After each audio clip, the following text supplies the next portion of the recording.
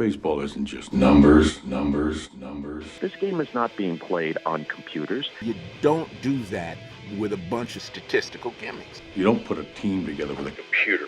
We're talking weighted runs created plus, expected WOBA, his sweet spot rate, defensive runs above average, average exit velocity, barrel rate, xFIP, BABIP, SIERA. We are above replacement radio. And welcome to Above Replacement Radio, where we're talking baseball kind of whenever. I'm your host, Chris Gianta. Over there on the other side of the screen is Daniel Curran. How you doing, Daniel?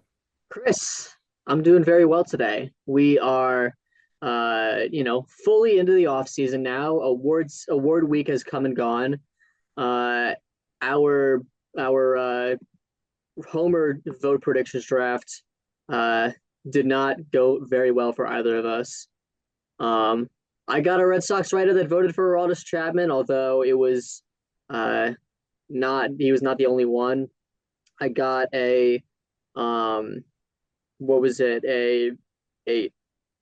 writer that voted for Nick Kurtz, but it was fourth place and not third place. You got one person that gave Pete Alonso a third place MVP vote, but it wasn't a Mets writer.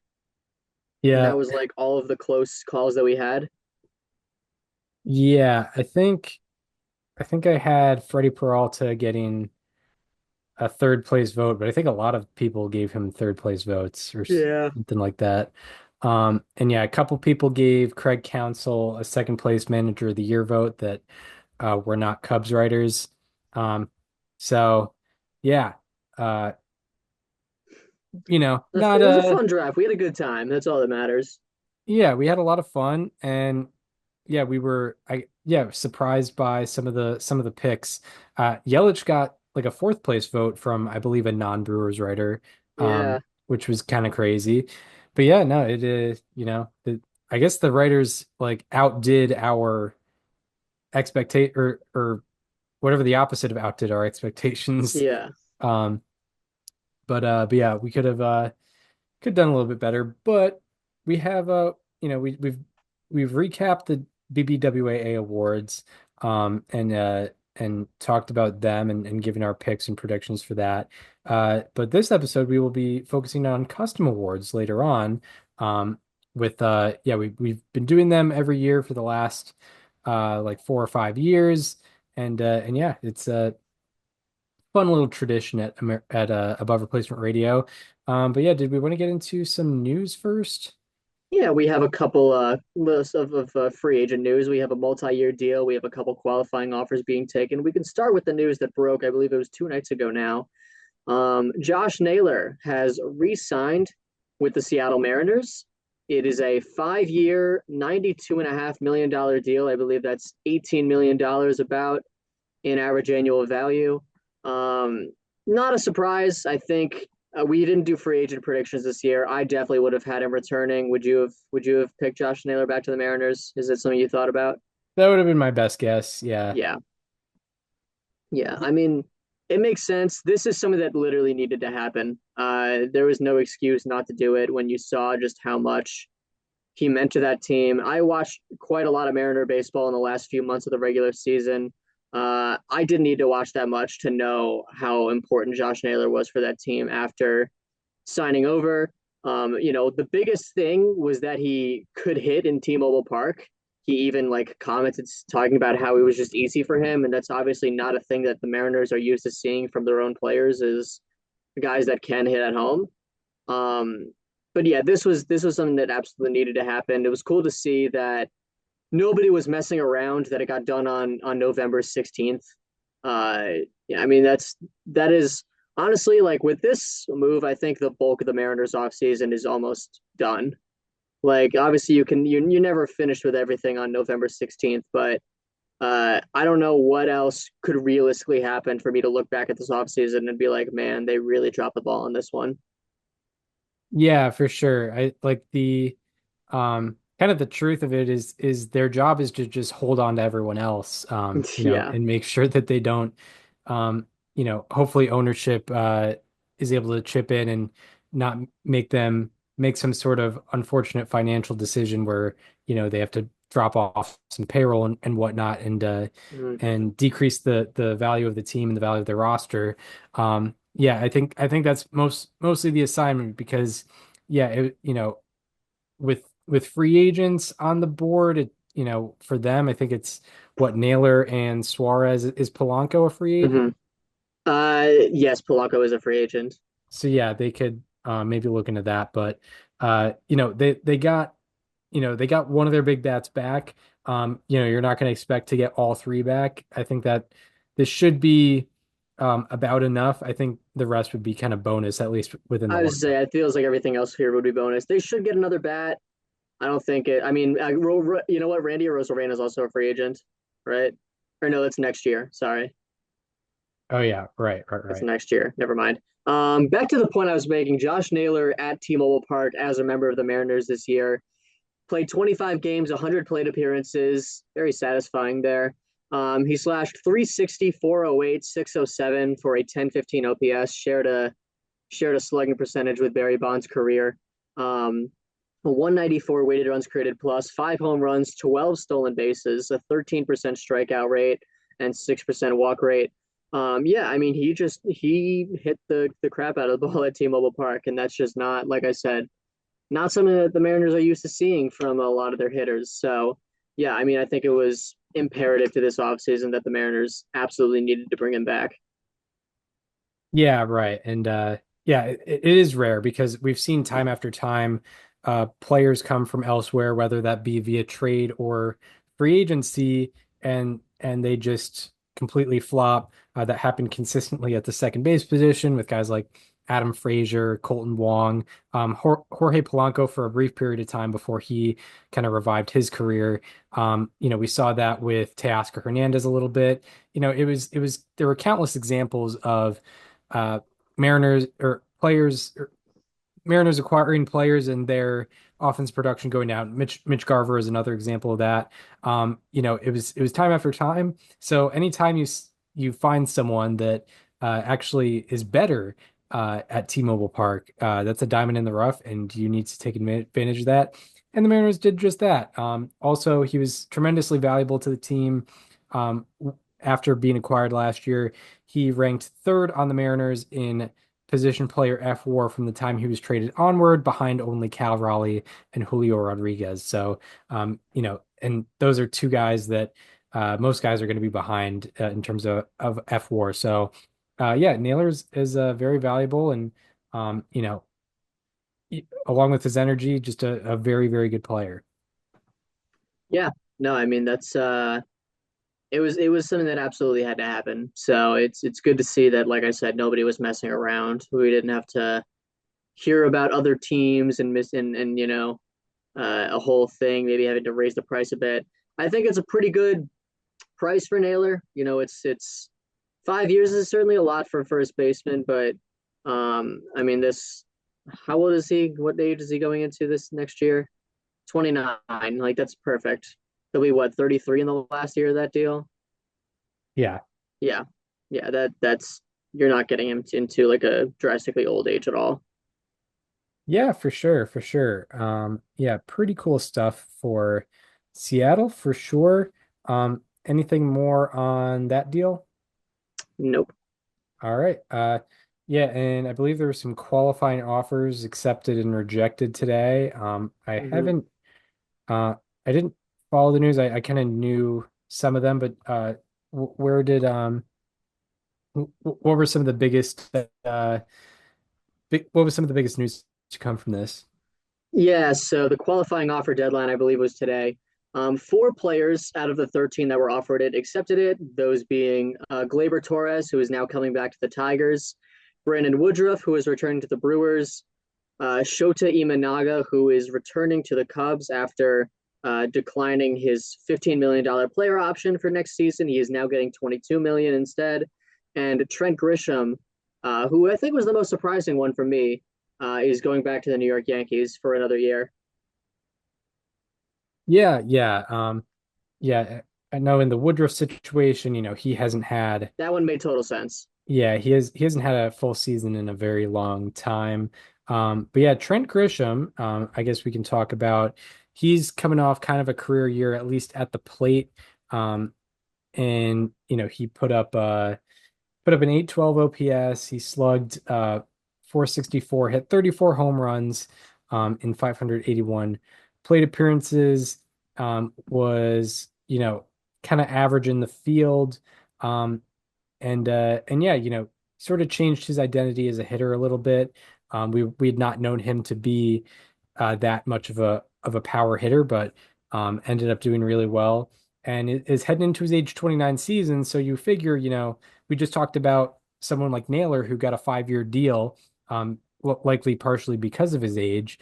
You would expect Grisham to think that he could at least get, a few years here as a free agent target. Yeah, I thought Grisham could have gotten a multi-year deal. The thing that I had in mind was like 2 or 3 years with maybe like 17 million as the average annual value.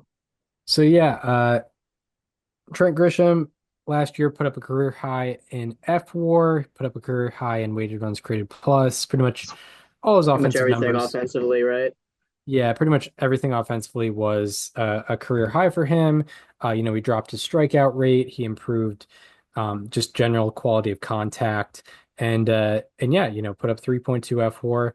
Maybe the thinking with his agents is, the teams aren't really going to trust that year because it did sort of come out of the blue, and it was after 3 consecutive years of being a below average hitter. So, and also his defense did take a little bit of a dip. So, you Yeah. consider, you know, past history of lack of offense production along with a recent drop in defense production.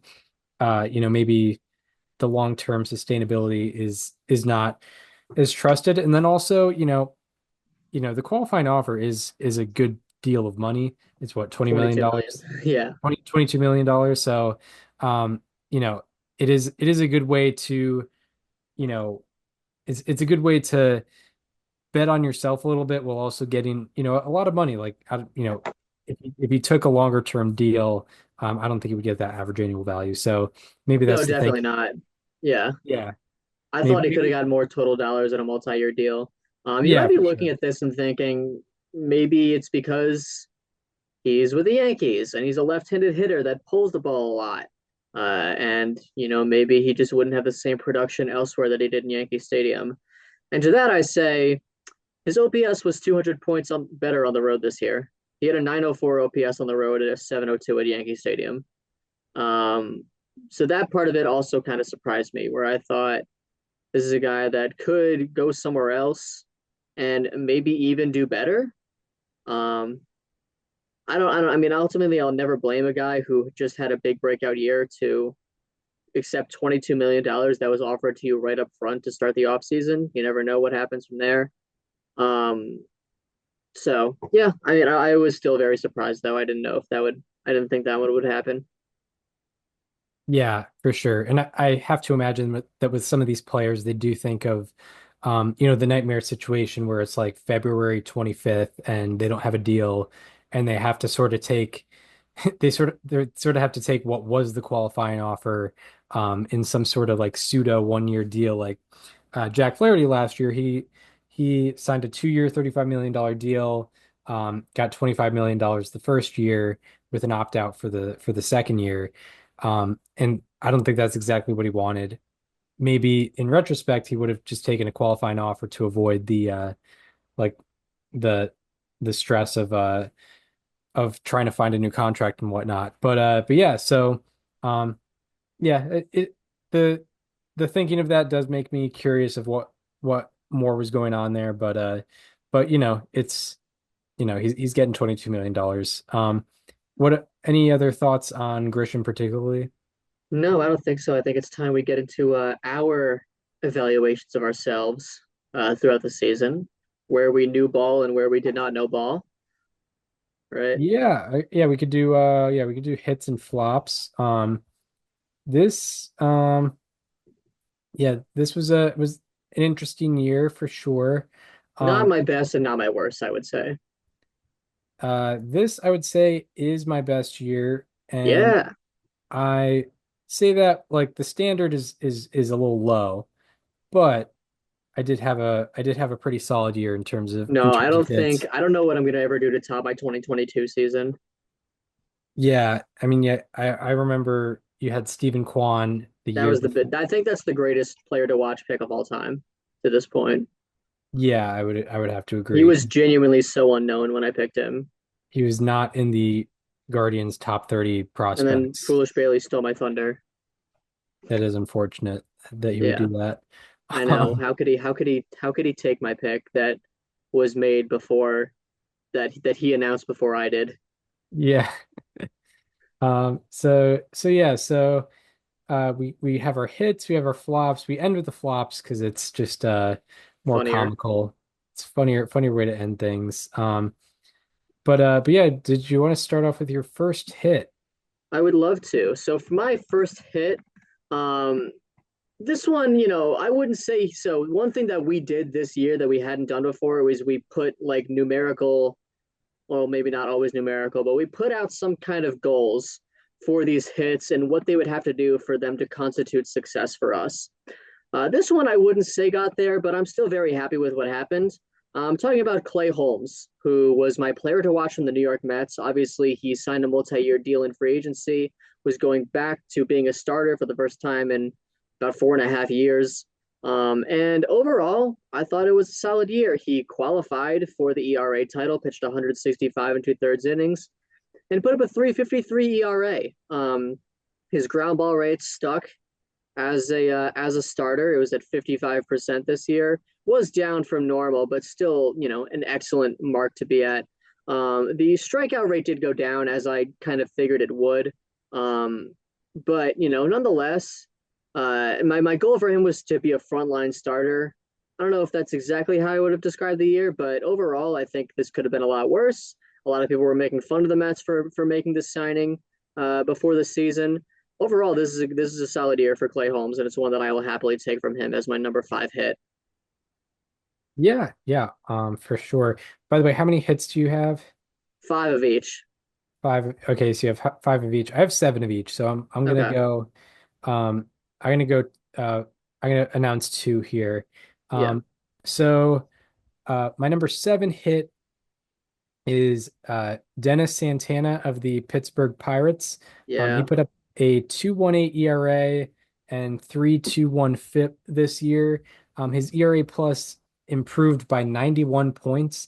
However, his FIP did stay similar, so I can't take too much credit. It was just a matter of him going from some poor luck to some pretty good luck. But I think part of why we select players is um, them maybe having some poor luck and them improving because the luck is going to be average or maybe even above average in Santana's case. So I do have to take a little credit, but not the most credit because if he had dropped his FIP to the low twos as well, then he would probably be more toward the top of this list. But it is a hit of mine. He is number seven. Number six, I have Kyle Manzardo of the Cleveland Guardians. Um, some of these picks are not necessarily guys that, blew it out of the water, but sort of, established themselves as everyday guys when that was sort of in doubt at the start of the year. And I think Kyle Manzardo was that guy for the Guardians. He put up a 110 OPS plus in 531 plate appearances and improved his OPS plus by 13 points in over three times the plate appearances that he had in 2024. And he also had the second highest batting run value on the Guardians. So this was probably one of the better guys I could pick on Cleveland. So he's number six. Who do you have as your number four? Yeah. So at number 4, I have one of my 3 hits on this list that are in the National League Central. I nailed that division for whatever reason. I'm talking about Nick Lodolo from the Reds. He had been coming off of a very injury riddled 2023 and 24. And I still liked his odds to put up a career year. And that's exactly what he did. He threw 156 innings this year, the most that he had thrown in his career, put up a 3.33 ERA, a 3.81 FIP. My goal for him this year, accounting for the high home run environment, was in Cincinnati, was 150 plus innings and an xFIP below 350. The xFlip was at 366, so it wasn't quite where I was hoping it would be, but still very good strikeout to walk numbers. It was almost a strikeout per inning with less than 2 walks per nine. So regardless of what the home run rate was, I'll consider this one a win. He, had a very solid season. Ultimately, a season that helped get the Reds to the postseason. I think if you replace him with a replacement level starter, you're not seeing the Cincinnati Reds, make that 6 seed with an 83 win season in making it into the playoffs. So Lodolo had a very solid season. The walk rate went down to a career low. The strikeout rate was maintained from where it previously had been. He was giving up softer contact than he had been in years prior. And like I said, just, he was out of the mound a lot more, which was kind of the most important thing for me. So, yeah, I'm very happy with the year that he had. And Nick Lodolo is my number 4 hit. Yeah, awesome. Well, I'm realizing I actually lied. I have 8 hits because Oh, nice. I forgot to put Lodolo in there for myself. I'll continue. I'll go two at a time again. My number So Dennis Santana is my number 8. Kyle Manzardo is my number 7. My number 6 is Tyler Soderstrom of the Athletics. He put up a 126 OPS plus in 624 plate appearances. He improved his OPS plus by 12 points in almost 3 times the plate appearances, and he also had the third highest batting run value on the Athletics. I kind of noted he had some really good batted ball data last year, and not a bad strikeout rate at all. And yeah, he just kind of played to his luck, I believe. I don't think he ran into the same luck issues that he had in his rookie season, if I'm not mistaken. Yeah, he probably outperformed his expected stats a little bit. But yeah, so he's number 6. My number 5 is Nick Lodolo. His ERA plus improved 45 points while pitching 41 and a third more innings pitched. Yeah, something we kind of both noted was the strikeout rate and the strikeout and walk rate remained pretty good. We had a sub 4 FIP in 2024. He just had to, have some better luck a little bit and do it over uh, a greater workload, and that's what happened. His luck shifted in the opposite direction than it had been in 2024, and he threw 41 and a third innings pitched. And yeah, was a big part of the Reds' success, that's for sure. On to your number 3. Yeah, so for number 3, I am staying in the NL Central, a guy that I've liked for a while, and it was really cool to see him blossom the way that he did this year. Ivan Herrera from the St. Louis Cardinals, the catcher that at the beginning of the year I was hoping would put up 350 plate appearances with a weighted runs created plus above 120. Instead, he put up 450 plate appearances with a 137 weighted runs created plus. I believe he led the Cardinals created plus with hitters with at least 400 plate appearances on the team. He decreased his strikeout rate a bit this year. He increased his slugging percentage and his ISO by quite a bit. And it was just a really awesome year. Going into some of the numbers, he put up a 92nd percentile expected WOBA at 371. He put up an 83rd percentile bat speed. Also, I believe he improved his bat speed by 1 mile an hour as well. Did have to sit out a bit early in the season because of injuries, but he had a really solid year. And the Cardinals are in such a weird spot right now where they're not really contending, but also not rebuilding. And we'll see what Heim Bloom does to this team in this offseason. But I think Herrera was one of the brightest spots on this team this year, with the exception of Mason Wynn. I think that's probably the only guy that I'd point to above him on the major league roster. But yeah, it was just an excellent year from Herrera. It was really cool to see, and he is my number 2, or my number 3 player to watch. Yeah, for sure, for sure. Yeah, I'll go 2 more on this one, and then I'll go one at a time from there on out. My number 4 hit is Colson Montgomery That was a great one. of the Chicago White Yeah, Sox. And maybe he's down the list a little bit because I didn't necessarily put him passionately. I just kind of put him as like, it was you know, also like the top prospect on the White Sox going into the year. yeah, exactly. That's kind of why I picked him, and I didn't really Hmm. have much to go off of, and I didn't have a whole lot of faith in a lot of the White Sox players. But yeah, he ended up doing very well this season. He put up a 130 OPS plus in 284 plate appearances as a rookie. And from the time he debuted to the end of the season, he ranked 19th among all position players in F4, and he led White Sox players in F4. So yeah, he was, from the time he debuted on, he was the best player on that team. So that's representative of what a hit looks like when you're picking one of the better players on a specific team as your player to watch, and he's not necessarily the biggest guy on the radar heading into the season. So yeah, Colson Montgomery is my number 4, and my number 3 is Adrian Morejon of the San Diego Padres. He put up a 2.08 ERA and 2.28 FIP in 73 and 2/3 innings pitched. He improved his ERA plus 60 points, dropped his ERA by 0.75, and dropped his FIP by 0.51, and he ended up ranking 4th among all relievers in F4. So yeah, Adrian Morejon was one of the best relievers in baseball this year. He kind of built a high standard for himself. The Padres, it's kind of hard to pick guys under the radar. They're a fairly top heavy roster, so he was the best I could do, and it ended up working out. Who is your number 2? Yeah, so for my number 2, I had Drew Rasmussen from the Tampa Bay Rays, who made his first All-Star selection this year. My expectation for him was what I defined as a 2023 Tarek Skubal type season. I didn't really expect him to be on the mound that much. He's had a lot of injury history, but I expected that when he was on the mound, he would be very good. And I would argue what he did was even better, and that was be on the mound. He threw 150 innings flat, had a 2.76 ERA, a 3.84 FIP. Among all the pitchers with 150 plus innings thrown this year, Rasmussen ranked 8th in ERA. So it was just a very solid year for him. He kept the barrel rate low, which was obviously essential when playing at a minor league park. He kept his ground ball rate up. He did all the, a lot of good things. It's cool because he now has a 2.89 career ERA and 460 innings pitched. I don't think there hasn't been a lot of room to appreciate how good he's been because he hasn't really been on the mound that much. But this year he was, and I think a lot of people really got their first taste of just how good Drew Rasmussen is. So I was very happy to see this breakout happen.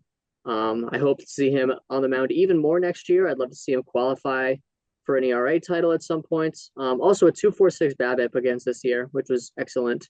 But yeah, Drew Rasmussen was my number 2 hit. Yeah, yeah. And yeah, it appears we did very well on Rays players to watch Mm-hmm. this year, I which think we literally got the 2 best players on the Rays that we could have picked. yeah, credit to us because yeah, the Rays kind of underperformed this year, at least record wise. Common And was like yeah, a little obvious, right? yeah, for sure. And my my player to watch was Jonathan Aranda. He hit Also an 316. all-star. Also an all-star, he hit 316 with an 883 OPS and 146 OPS plus in 422 plate appearances. He had about 3 times the plate appearances that he had in 2024, and he bumped up his OPS plus by 37 points. He had the highest average slugging and OPS among Rays players with 100 plus plate appearances in 2025. And yeah, he you know some he was one of the guys where I kind of pointed at his expected numbers and just general underlying stuff, strikeout rate, quality of contact, and pointed out some poor luck that he had, and he ended up having fairly regular luck, and I think even improved some of the underlying stuff even more. And yeah, he's my number 2 hit. Who is your number 1 hit of 2025? Yeah, my number 1 hit this year, one that I'm very proud of, and really one that I quite undersold in my expectations. An all-star this year, Matthew Boyd from the Chicago Cubs. What a fantastic year that he had. My hope was to see 100 innings, or excuse me, 120 innings and a 100 ERA plus. And man, was that not even close to what he really actually did. Instead, he threw 179 and 2/3 innings and put up a 120 ERA plus. a 3.21 ERA, along with a 3.65 FIP. He was the game one starter for the Cubs in both playoff series that they played in. Also an all-star for the first time, or not for the first time, but also an all-star this year. Right? No, it was an all-star for the first time. I thought he would have made it by default in one of those Detroit years, but I guess not. Yeah, I mean, this was just an all-around solid season. Um, not only did he qualify, he made all 31 starts, pitched deep into them, 100, almost 180 innings, and just a very quality starter. I liked what he did in a short sample in Cleveland last year. I thought maybe it was sustainable to a certain degree, and it turned out to be even more than that. So very happy for him this year. Matthew Boyd is my number one hit in 2025. Yeah, there we go. Absolutely. Kind of took over. He did essentially what Justin Steele was supposed to Which was, do. yeah, exactly. Had Steele been healthy this year. Um, my number one hit comes from the Bronx. Talking about Ben Rice. Mhm. He put up like a 610 OPS last year, 73 OPS plus in 2024, and then in 2025 he put up a 131 OPS plus in 530 plate appearances. He ranked second on the Yankees in batting run value, and he improved his OPS plus by 58 points in three times the workload. He was just another guy who had really poor luck in 2024. Actually, still had poor luck in 2025, but still managed to be productive through the poor luck, and establish himself as one of the best hitters in that Yankees lineup. Because yeah, it's not just Aaron Judge in that lineup. Like Rice, Grisham, Stanton were all producing this year. So yeah, he was one of the guys keeping that Yankees lineup stable, and he came in as someone who had put up a 73 OPS plus the year before, and we weren't even sure how consistent of playing time he was going to get. But yeah, ended up playing some first base and some catcher, and put up a 131 OPS plus. So yeah, those are all of the hits. Do we want to get into the flops? Yeah, this is the part where we get to laugh at ourselves for being wrong. I had five. How many I put five for each. I probably could have put more flops. How many did you have? I put seven, so I can start. All right, I'll rattle off two. go right Um, ahead. my number seven, it's just kind of you have to put this a player as a flop if they sort of go this route. I'm talking about Nathaniel Lowe, who I had as a player to watch for the Nationals. I had a tough time. I'll admit, I had a tough time finding a national. Yeah, And yeah, it proved to be unsuccessful for me. His OPS plus dropped 29 points from 2024 to 2025, and he was waived by the Nationals. He actually ended the season on the Red Sox and not via trade. It was just a little waiver wire action. So yeah, he gets a selection on the flop list. And my number six flop is Will Wagner. He put up a 70 OPS plus in 149 plate appearances. His OPS plus dropped by 52 points, and he ended up actually being traded to the San Diego Padres. So he was not, yeah, the Blue Jays didn't want to keep him around for the playoff run, unfortunately, hoping that he can, have some more success in San Diego. But he's a number six flop for me this year. Who's your number yeah. five? So my number five flop, I had guys that were worse than this, but I felt very confident in this pick. I felt like this was one of my safest picks. But I was so wrong on it that it deserved a spot on this list. Michael Conforto, who actually, much like Matthew Boyd, went to Oregon State. But we're talking about two opposite ends of the coin here. My goal for him this year was to hold on, let me check it real quick. It was for him to qualify for the batting title and have an 850 OPS. Well, Michael, you were about 210 points off. He had a 638 OPS in 486 plate appearances, slash 199, 305, 333. Among players with at least 450 plate appearances, of which there were 177 of them, Michael Conforto ranked 176th in F4 at minus zero point 0.6. He also ranked tied for 15th worst in weighted runs created plus at 180, excuse me, at 83. It was, and he never even like had a moment. Like he was a 638 OPS guy through and through this entire season.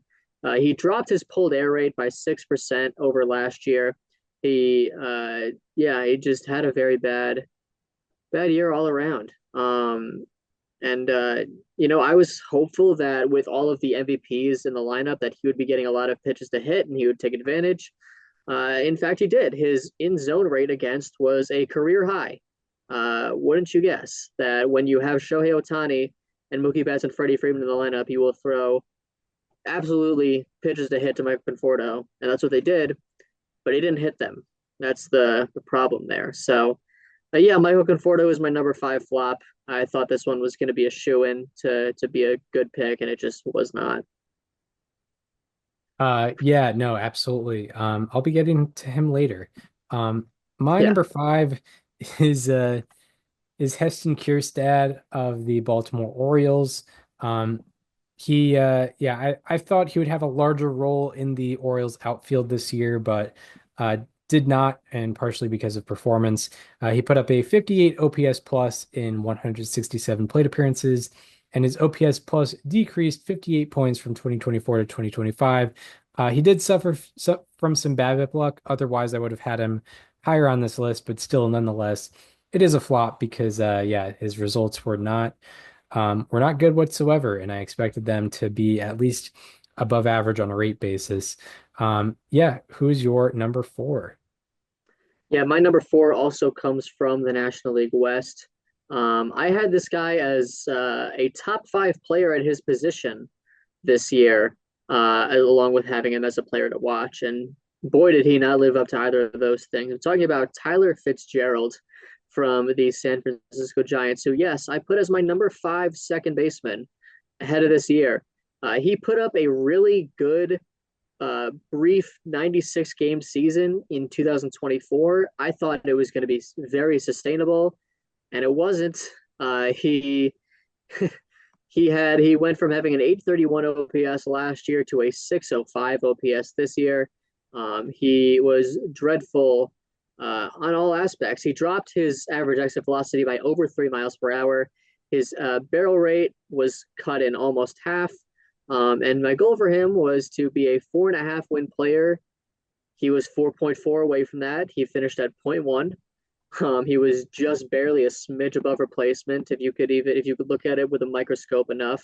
The reason I liked him so much is because he pulled the ball in the air a ton last year. However, his pull rate went from 49.8% last year to 40.9% this year. It dropped 9% almost.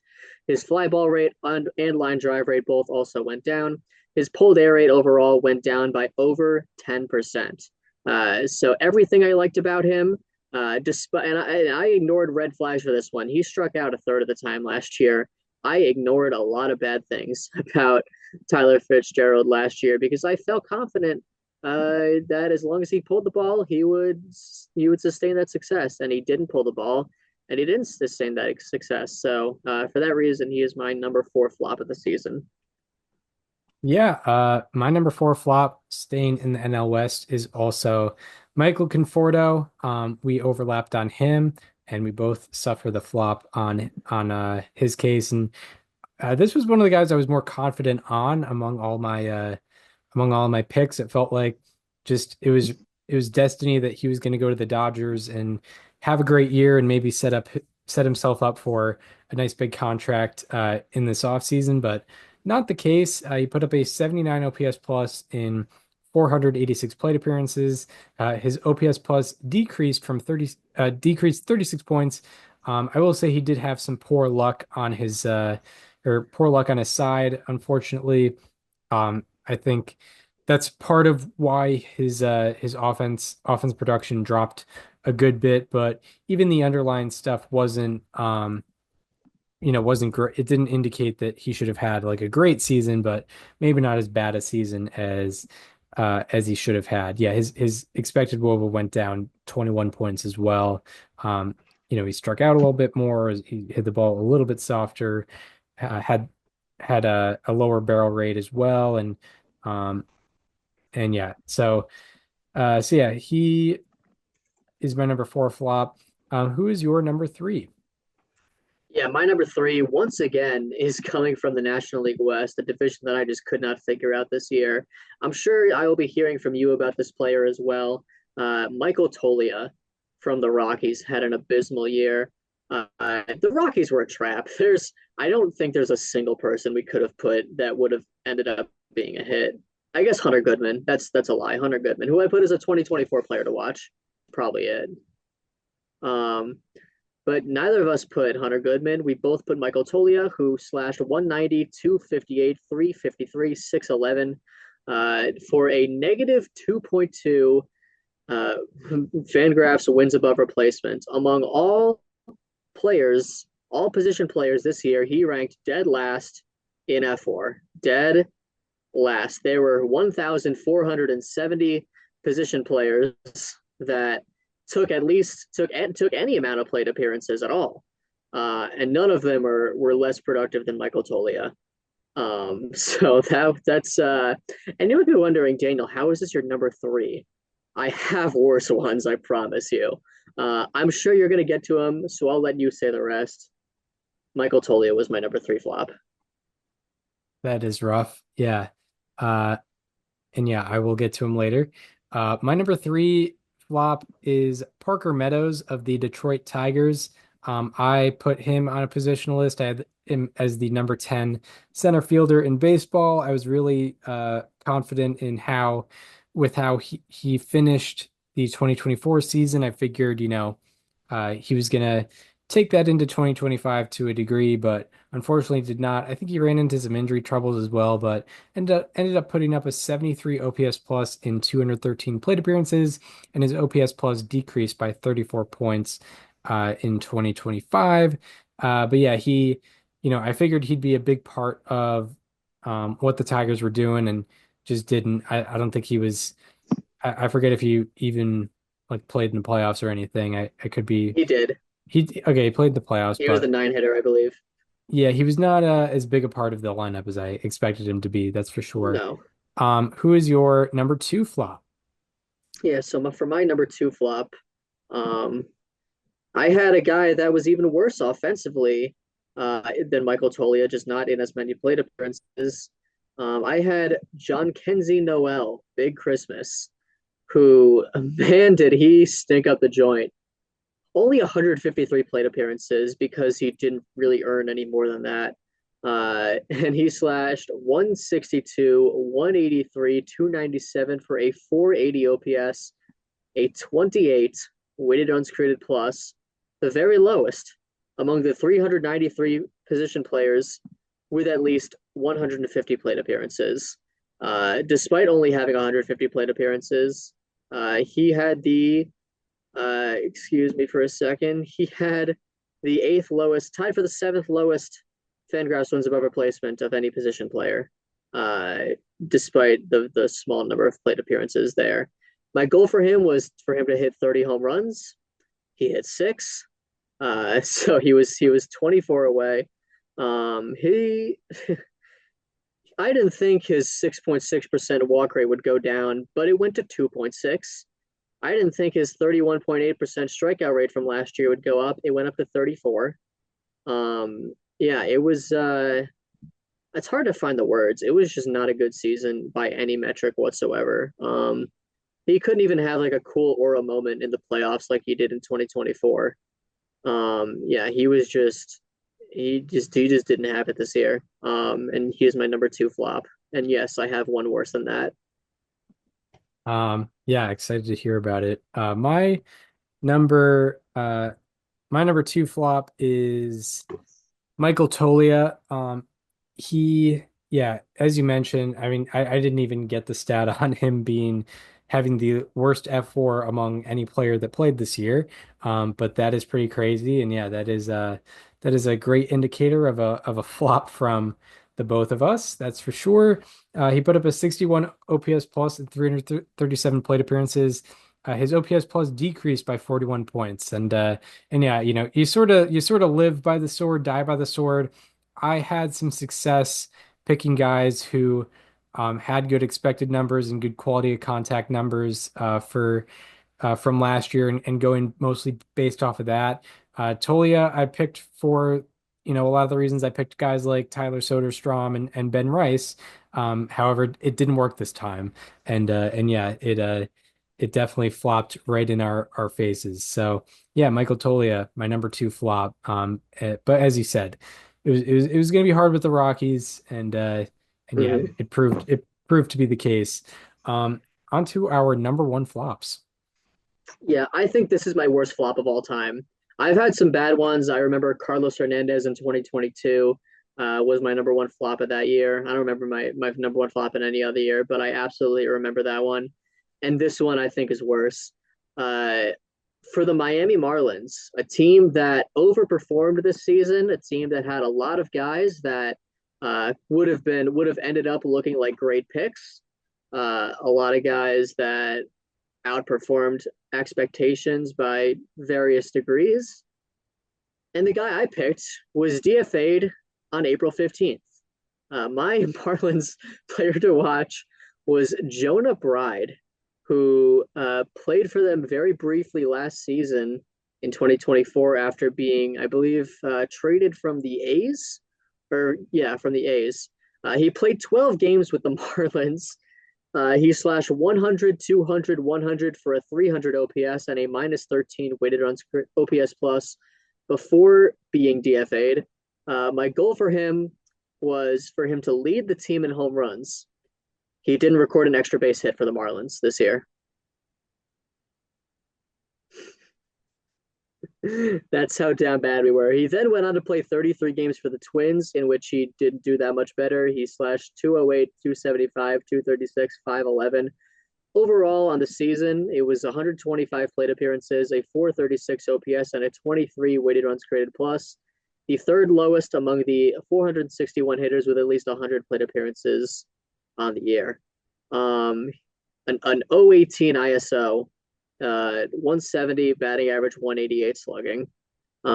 This was, yeah, I could say, oh, he only got 125 plate appearances because he got injured. That's just not what happened. He was perfectly healthy. He just wasn't good enough for a spot on the major league roster. Um, I picked him because he had good pull numbers. His pull rate went down 9%. His pulled air rate, excuse me, went down 9%. His pull rate in general went down 12%. His fly ball rate went down 5%. His pop-up rate went from 10.3% to 14.9%. I don't know. Is there anything else? I think I've sold it pretty well that this was just about as bad as it can get for any player to watch. Yeah, no, I believe you. Yeah. But yeah, shout out Jonah Bride. Um, my number one flop is Porter Hodge of the Chicago Cubs. Um, and after putting up a sub-2 ERA in his rookie season, he posted a 6.27 ERA and 5.89 FIP in 33 major league innings this year. His ERA plus decreased by 151 points, meaning he was 151% worse than he was in 2024.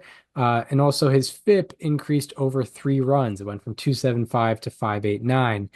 He was sent down to the minors in the middle of the season, and I don't think he was on the postseason roster.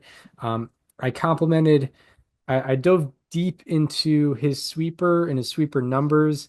Uh, Hitters went from slugging 105 against his sweeper to slugging 614 against his sweeper. It went up, the slugging percentage almost went up 6 times as much as it was in 2024. My goal for him was to be the Cubs closer by August 15. I'm sure that was not on anybody's mind on August 15 this year to put him as the closer. So, yeah, rough showing for myself in my faith in Porter Hodge, but yeah, that is all the flops for 2025. Yeah. Yeah, good flopping. Um, so Custom we could awards. move on to custom awards. I have two this year. You have two this year. I have three. I have All right, I'll let you go first. You're doing your usual three, right? Yeah, I've done the same three for the this is my fifth year doing them. Um and yeah, let's start off with probably my favorite one. It is the snowballer of the year. This is, the pitcher that does the most with low velocity, specifically low velocity fastballs. So, um, I'm not trying to get a guy who, you know, gets it done by throwing like curveballs, 70% of the time, like a Braden Fisher type. Mhm. I want a guy who knows he can't, break a pane of glass with his fastball, but throws it anyway. That's what I like. Uh, that's what I like to see. And this year's winner, last year, a reliever won it for the first time. We're doing another reliever in Ooh, 2025. And I think this award, he was destined to win this Aroldis Chapman. to win. Congratulations. Yes. Yeah, your 101 isn't anything in 2025. But yeah, he was destined to win this award at some point. I'm talking about Tyler Rogers. He pitched for both the Giants and Mets this year, and he put up a 1.98 ERA, 2.63 expected ERA, and 2.88 FIP in 77 and a third innings pitched, despite not throwing a single pitch over 86 miles per hour this year.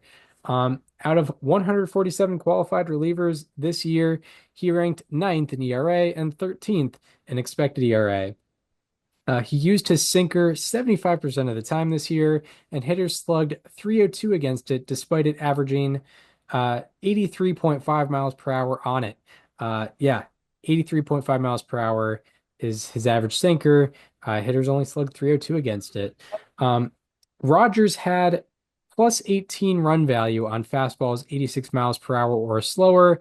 No one else in baseball had more than plus 4 run value on such fastballs. The fastballs going 86 miles per hour or slower. So he was certainly unique in his ability to be productive on a very slow fastball. Um, so congratulations to Tyler Rogers. He joins past winners Adam Wainwright, Nestor Cortez, Marcus Stroman, and Tyler Holton. So congratulations to Tyler Rogers. What is your first award? Yeah, so my first award is what I am dubbing the Muscle Award. This is an award going to a guy that showed a lot of improvements in strength this year. A guy that came out of the gates just with a lot better power numbers across the board, whether they're in control of them or not. And for this one, I think it's pretty clear. The winner is Bryce Terang from the Milwaukee Brewers, who had a very, very impressive year, far better than I could have ever imagined. Uh, Most notably, the bat speed increase. He had I believe, the highest average increase in bat speed in the majors, going from 66.2 miles per hour last year to 70.7 miles per hour this year, a 4.5 mile an hour increase in bat speed between years, which was a remarkable increase. Because of that, we saw his barrel rate more than triple. It went from 2.4% last year to 7.9% this year. We saw his average exit velocity go from 87 miles per hour last year to 91 miles per hour this year, a 4 mile an hour increase. And we saw his hard hit rate go from 29.7 miles per hour last year to 47.4 miles per hour this year. Bryce Terang became a power hitter just all of a sudden, and he went from having 7 home runs last year to 18 this year, 11 more than doubling his previous year total. And yeah, he became a much more viable hitter at the plate because of it. So the winner of this year's Muscle Award goes to Bryce Terang. Yes, congratulations, Bryce Terang. Yeah, it was pretty incredible to see that development play out this year, and yeah, it led to him being a very productive player. We already knew him for his defense, and now all of a sudden he was a good hitter too. Um, Mhm. Now we move on to the Power Baller of the year. Not This isn't the inverse to the Snowballer of the year. This is Powerball in reference to the lottery, and this is related to good luck. Having, you know, if you're a pitcher, having a lot of line drives just land in infielders' gloves, and a hitter, a lot of soft ground balls, just finding holes. This is your award if you're into that. This year's Powerballer of the Year is Lucas Giolito of the Boston Red Sox. He posted a 3.41 ERA, 4.17 FIP, and 5.06 expected ERA in 145 innings pitched. Out of 103 pitchers with 350 plus batted balls against them in 2025, Giolito had the luckiest difference in ERA and expected ERA. And with a lot of pitchers that may have some supposed luck when looking at ERA and expected ERA, maybe it's because they allow a lot of straightaway fly balls or not a lot of pulled fly balls, um, and uh, and that's why maybe the difference is high. That's not the case with Giolito. The ERA and expected ERA cannot be explained by fly ball directions with Giolito, as opponents pulled over 30% of their fly balls against Giolito, while the league average is around 26 or 27%. So opponents were pulling them at an above average rate against him, and he still had the luckiest difference in ERA and expected ERA. Opponents also had a 524 BABIP against him on line drives. The league average BABIP is 616 on line drives. So about a 92 point difference there. And out of 77 pitchers with 100 plus line drives allowed, he had the fourth lowest BABIP against on line drives. He also had a 500 BABIP against on hard hit line drives, whereas the league average is 647, a 647 BABIP on hard hit line drives. And out of 96 pitchers with 50 plus hard hit line drives hit against them, Giolito had the second lowest BABIP against hard hit line drives. So yeah, honorable mention this year is Gavin Williams, but Lucas Giolito, congratulations. You join Marcus Stroman, Paul Goldschmidt, Cody Bellinger, and Ronaldo Lopez as winners of the Wonderful. Powerballer of the Year. All right, now we get into everyone's favorite award, my final one of the night, the only one that matters really. It is the Mercy Award. The Mercy Award is my only annual award. It is given to a pitcher that is given the good graces of throwing one right down the middle and getting away with it. The winner this year is a very special one. It is the highest take rate for any pitcher any left-handed pitcher since 2017. It is also the third lowest swing rates among the, please hold for the number, because I got to scroll down quite a lot on Baseball Savant here. Among the 1,352 pitchers in any season since 2017, with at least 100 pitches thrown in Game Day Zone 5, the winner from the Athletics is Jacob Lopez. Congratulations to Jacob Lopez on winning this award. He threw 131 pitches in Game Day Zone 5, which is the middle part of the zone. And only 60.9% of them, 81. That means 52 of the 153 pitches were not swung at. They were taken right down the middle, 39%, the highest for any pitcher since 2023, the highest ever since 2017 for a left-handed pitcher. Only 2018 Adam Ottavino and 2023 Michael King can even hold a candle to what he did this year. Just called strike right down the middle after called strike right down the middle. And that's why he had such a good season this year, Chris, is that no one saw it coming. Nobody had any idea that Jacob Lopez would put it right there in that Sacramento ballpark. There's something in the air there in that minor league park, and hitters just had no idea what was coming. They were frozen by that meatball right down the middle. So congratulations to Jacob Lopez on a great season, but more importantly, on winning the 2025 iteration of the Mercy Award. Yes, congratulations, Jacob Lopez. It is my favorite award of the annual cycle. And yeah, finally we get to the short end award, which is the opposite of the Powerballer of the Year. The short end award is the unluckiest player, usually someone who has a larger sample size. And really, this was created for one guy and one guy only. No one's topped him since, but yeah, this year it is. We'll get into that later. this year the winner of the short end award is Dylan Cease, and I'll say it was a close race. No one really Yeah, stuck out like crazy, but Dylan Cease was my best option, and I usually want to go with a pitcher because hitters are it's kind of more up to hitters what their luck is, or like you can yeah. make your own luck to a degree. With Or pitchers, the it's not. expected numbers, might not tell a full story. Yes, exactly, exactly. Like for example, I think Salvador Perez was technically unluckiest on expected stats, but he does have third percentile sprint speed, and like every ground ball that he hit was essentially an out. Whereas, guys with an average sprint speed, they're legging out some of them. Salvador Perez was not, and it was just because of his physical ability. Um, but my short end award goes to Dylan Cease this year. He posted a 4.55 ERA, 3.56 FIP, and 3.43 expected ERA in 168 innings pitched.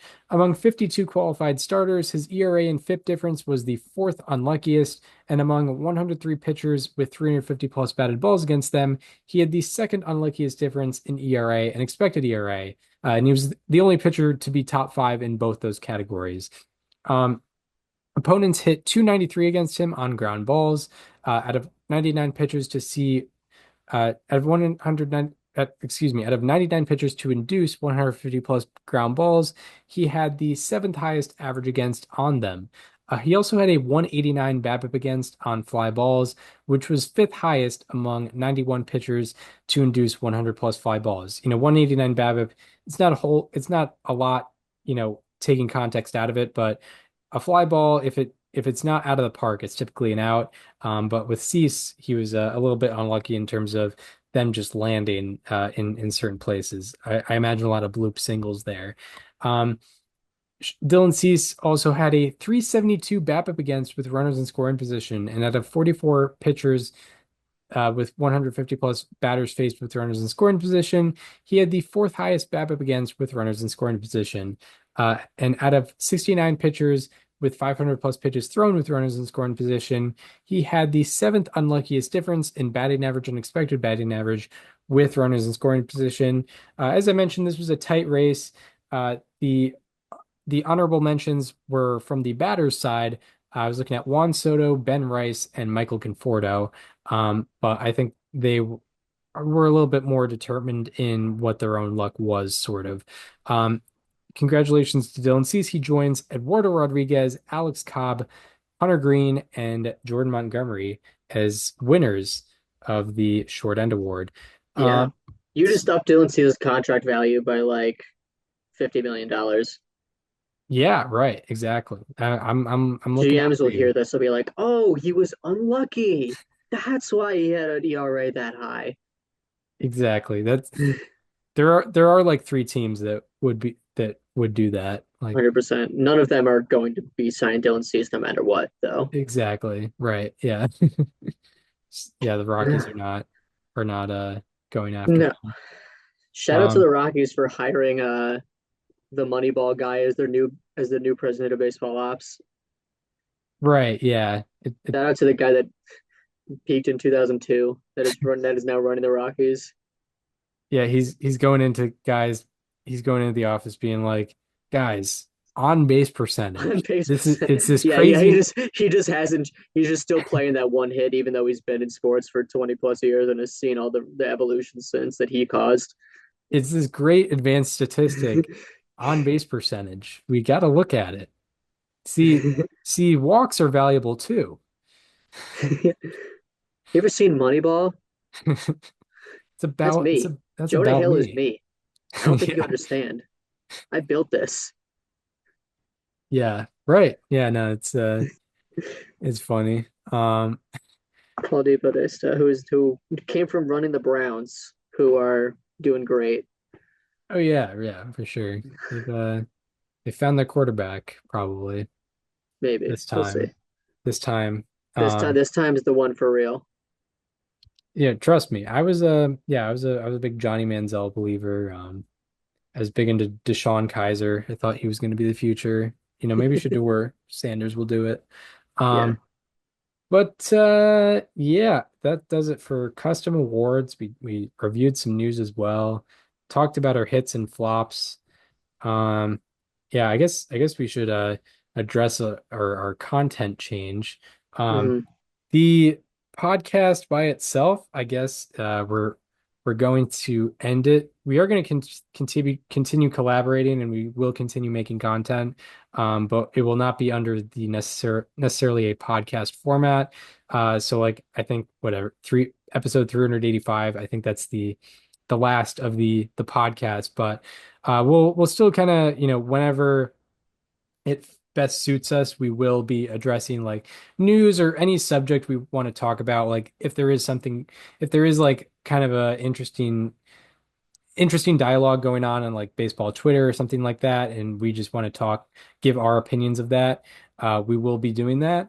But yeah, we won't be going through sort of the weekly process of kind of going through all the news and all that. Just kind of, it was sort of my idea and kind of got tired a little bit tired of the rhythm of it. And we both also have our full-time jobs and other We work media, different schedules. different schedules, other media commitments. You have Just Baseball. I've been, doing video essays that, even if the algorithm doesn't pick up some of those videos, it is something I do enjoy doing. So yeah, we're not leaving, but No. we are definitely changing, and I guess doing a little bit less. I don't know if we're going to do the positional list, but yeah, it can be a lot of work, but we will the what we kind of determined was we're we're